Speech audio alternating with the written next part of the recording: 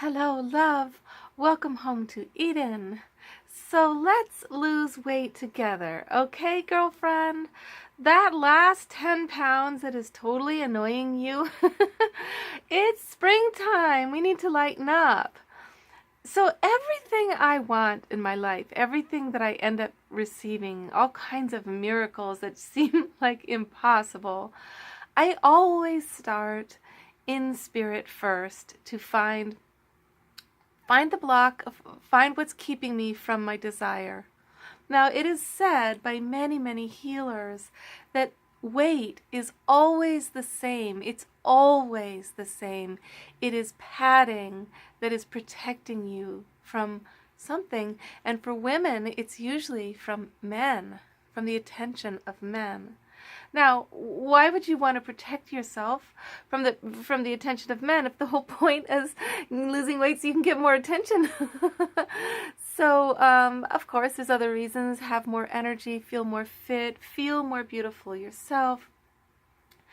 But, okay, deeply in our hearts are these past experiences that haunt us. So we think, oh, I've done my therapy. I've worked through that past relationship. I'm not there anymore. I'm ready for love. But then we have this padding all over our bodies saying the opposite, saying So I am doing an exercise that I want you to join me in if you would like to uncover the reasons you are protecting yourself so that you can let go of those reasons, all right? And because the shedding of weight off your body is going to be in direct alignment with how safe you now feel.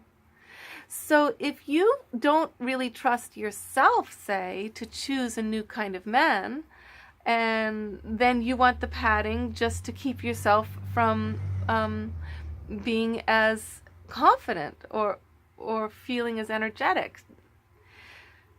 What you're going to do, okay, here's the exercise. I want you to make a list, and at first it's going to feel really heavy and negative. You're going to write a list of all the things you're afraid of from men.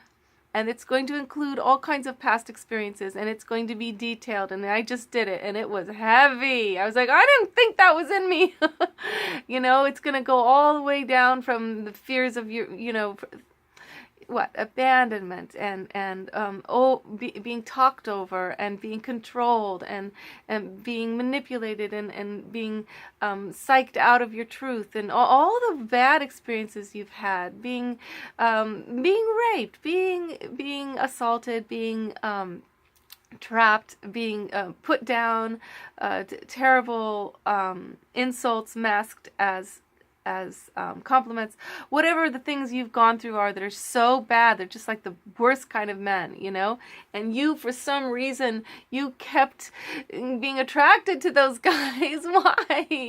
Why do we? Well, because it's like unconscious, it's like an expectation. So this is going to not only release from you the pattern of needing to protect yourself, now it's going to change your expectation of who you're involved with and who is attracted to you, okay?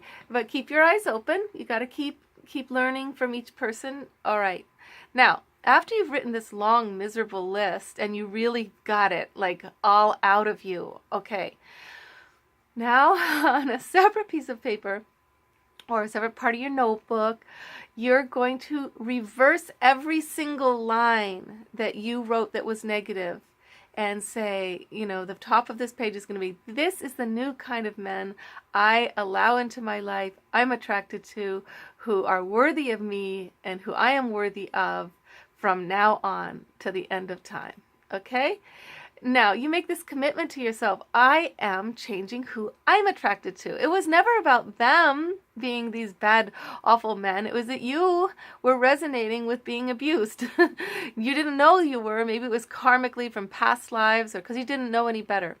But as soon as you get really conscious about the only kind of men you're willing to even be entertain as friends, oh my goodness, it's so exciting. So you're going to write things like, they listen to me, and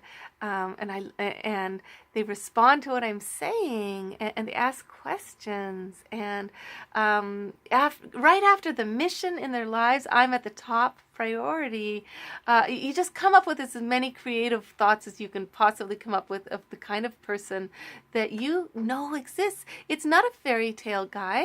It's actually the guy right next door who's in a long-term committed relationship, or the other guy who's having a lot of different quick relationships. But whatever your style is, you can see around you there are people who know how to be friends, who are really good to each other. And it starts with you making this all new positive list, okay? So you get this positive list, and it's like starts to change how you feel, because every time you write a beautiful way that all the men are in your lives, all the men who are your best friends, all the people you work with, you and the men you're attracted to, the man who becomes yours, they things like he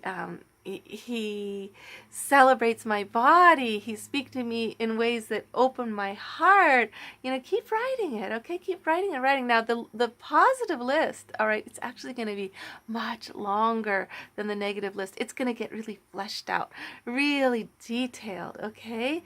And as you do this, darling, feel it. It's starting to come true. There's a weird phenomena with writing where writing brings in reality. And it's awful. I don't know why it's true, but it does work, where you start to not only believe it as you write it, but it actually starts to be made in another dimension. It starts to take hold. It starts to take place. It starts to become your story, okay? Now what's going to happen is, as you open into this story, the need to pad your body becomes irrelevant. The need for the weight that we have, we actually need the extra weight when we have those subliminal negative thoughts going on. The need isn't there. Now take this image with you, darling, okay? It's the image of as above, so below. So there's a flower, a radiant flower of who you are in your spirit. And now that is reflected in your body. It's the flower of you in the spiritual plane that now is manifested in physical form. Okay? We don't realize when we have this negative expectation and fears that we haven't really faced and dealt with, that are in the background clenching at us a lot. It's actually like a flower that is it's like a flower that it's not a flower. In spirit world, it's more like a lemon reflecting a lemon, some kind of bitter sourness. So if you want to have your body lusciously reflecting, shining as a luminous rose, you can't expect that if in spirit you're feeling like a lemon. So work on your spirit first, okay? Before you try any diet at all, do this spirit work, all right? And what's amazing is immediately, after doing this, I just feel the grace of the release, and it's almost irrelevant whether the weight goes or not, because the feeling of the auric density immediately releases, okay? But that has a physiological effect over time, believe me. When your spirit starts to feel safe and trusting yourself to only smile and relate and be dedicated to people who are really there for you, oh goodness, girlfriend, you're going to be okay. You're going to be safe. You are. Okay. Much love, darling. Let's stay in touch. Write me your notes about how it goes for you, okay? Especially tomorrow when this work is done. And oh my goodness. Can't wait to hear. Okay. Love life.